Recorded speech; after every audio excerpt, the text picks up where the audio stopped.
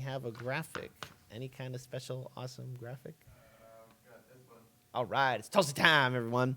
So basically, I got basically two articles here. One from the New York Times and also from The Hill. Basically, Tulsi Gabbard going up against Pete Buttigieg, but also where Representative Tulsi Gabbard called out her smear from the New York Times. You can check out all our articles in the show notes, but first I want to read Representative Tulsi Gabbard's basically criticism of the corporate media and this recent New York Times article that did a smear piece on her. So. This is a quote from Representative Tulsi Gabbard that she said during the debate night. Donald Trump has the blood of the Kurds on his hand, but so do many of the politicians in our country from both parties who have supported this ongoing regime change war in Syria that started in 2011, along with many in the mainstream media who have been championing and cheerleading this regime change war. Not only that, but the New York Times and CNN have also smeared veterans like myself for calling for an end to this regime change war. Just 2 days ago, the New York Times put out an article saying that I'm a Russian asset and Assad apologist, and all these different smears. This morning, a CNN commentator said on national television that I'm a asset of Russia. Completely despicable. As president, I will end these regime change wars by doing two things: ending draconian sanctions that are really modern day siege, the likes of which we are seeing in Saudi Arabia wage against Yemen, that have caused tens of thousands of Syrian civilians to die and to starve, and make sure we stop supporting terrorists like Al-Qaeda in Syria who have been on the ground for us in this ongoing regime change war. And for that, I have to say, good on Representative Tulsi Gabbard for calling out the corporate media and the hypocrisy of the Republican and Democratic establishment. Look, as a veteran, Tulsi Gabbard has a special place. I mean, she's my second choice, but I'm really insulted in regards to how corporate media and the DNC establishment has been attacking her. She's actively serving in the Hawaiian National Guard. She did 2 tours in Iraq. Way to show your true colors, corporate media and DNC. You say you support the troops. You say, oh, we got to do something about ending all this war on terror, but you're insulting someone who actually served. And by doing that, you're insulting every single serviceman and woman in the United States who put on that uniform. And so I have to applaud Tulsi Gabbard for the time that she had. Thankfully, CNN didn't cut her off. But then going on to a bigger picture, because we saw a conflict between Representative Tulsi Gabbard and Pete Buttigieg. And we'll see what happens with the aftermath of this. But it had to deal with, how do we deal with this recent invasion that Turkey's doing in Syria and the fact that President Donald Trump had removed U.S. forces in northern Syria and has to deal with, unfortunately, the attack on the Kurdish people. So this is something that Tulsi Gabbard was basically saying, that she wants to remove the forces, that we need to end this ridiculous regime change wars. But Pete Buttigieg went on to say that he would say, I'm going to continue, I would continue having a U.S. presence there in Syria. And so when challenged on this, this is what something that Representative Tulsi Gabbard said, you would continue to have our country involved in a war that has undermined our national security. You would continue this policy of the U.S. actually providing arms and support to terrorist groups in Syria like Al-Qaeda. That's really what you're saying. And Pete Buttigieg, why am I screwing that name up? That it's possible to end endless wars without embracing Trump's policies, which Representative Tulsi Gabbard said, will you end the regime change wars? What were we doing in Syria was keeping our word. Pete Buttigieg responded back. Part of what makes it possible for the United States to get people to put their lives on the line to back us up is the idea that we will back them up too. It's undermined the honor of our soldiers, he added. You take away the honor of our soldiers, you might as well go after their body armor next. To which I have to say, again, what are we doing in Syria? What are we doing in Afghanistan? What are we doing in Iraq? What are we doing in all these other countries? I mean, no matter where we're at, it seems like we're causing more destabilization. We're seeing... I don't know. Turkey invading northern Syria seems more unstable than what was happening a week ago or so before 1,000 troops were pulled out, 1,000 soldiers were pulled out. I mean, it's not that big of a number as far as troops are concerned for the amount of peace that was inside of that. I think inside of her response, I would have also liked to hear her say that her pulling out of that region would have been more measured than what Trump did. Mm-hmm. I think the issue with what Trump did isn't that necessarily that we're pulling troops, but that it's abrupt and it does fly in the face of our word, which puts us out of integrity. Yeah. Well, as we know, America is full of integrity on the foreign stage. Yeah. So Well, let's take another step into, being Yeah. not an integrity. I don't understand how that helps So us. I would either. just say with the situation we're in, I think on some level, like just like when we left Vietnam, if we're in a spot where the U.S. physically needs to be in this part of Syria, or things are going to fall apart, in this part of Iraq, or things are going to fall apart, or this part of Afghanistan, or things going to fall apart, is it really stable? Is it really truly stable, or is it artificially maintained through some form of imperialist police state to maintain that? And I agree that Trump, the way Trump's doing it is obviously terrible, but it's Trump. What do we expect? A well-measured, thought-out strategy that has a timeline? No, of course not. He's going to make a decision because he woke up and saw Fox say something and then tweeted and someone responded. He's like, okay, policy time. And he also was on the phone with Erdogan right before that Right. happened. And I think that's a detail I- that we should keep in mind on this. And that's right. I'm sure that from Trump's point of view, he's like, fantastic. I don't have to worry about this. I can just leave. Turkey will take care of it. And I'm sure he's going to get a hotel built with his name somewhere. But the other angle I want to get with Tulsi Gabbard on this is that it's very difficult for her to have that any more detail than because at any moment she can get cut off by the moderators at literally any moment, as we saw for most of the entire debate. Yeah, basically two times. So she has to deal with that. At the same time, she has to in a country where it is red versus blue, it is Dolphins versus some other team, it is sports. People think of it as sports. These are a lot of people watching television that really don't follow politics at all, and this is the only time that they watch candidates. It's very courageous to even say or even think, no matter how you frame it, that, hey, both sides are screwing this up.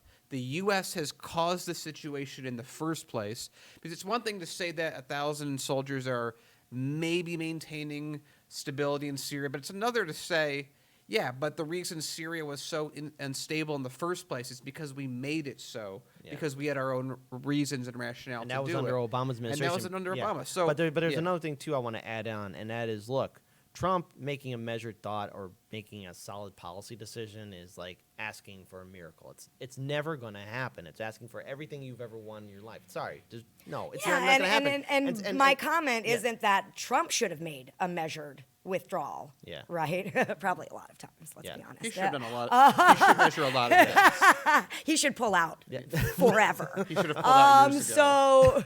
So I'm not saying that Trump should have made a measured withdrawal. I'm saying that what Tulsi Gabbard said last night makes it sound like that withdrawal was the thing to do.